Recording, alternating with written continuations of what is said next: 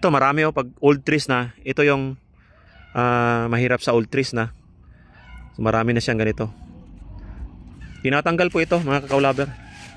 So, pwedeng i-brush pag wala ng bunga, ibabrush natin ito. Brush lang tapos banlawan. Pwede rin siyang copper sulfate sa chemical o copper base. Ito yung ini-spray. Pero mas para sa akin maganda yata yung manual na tinatanggal natin to. Mga lumot na to. Dahan-dahanin lang pag brush tapos banlawan. Ayun na yun. Kahit nga kamayin ko lang oh. Matatanggal nga oh. So gently lang po. Tapos malambot na brush. Kasi pinipigilan niya yung flower cushion na mamunga siya. Ito katulad niya no. Imbis na marami siyang bulaklak. Yan, sirain ko yan ha. Yan.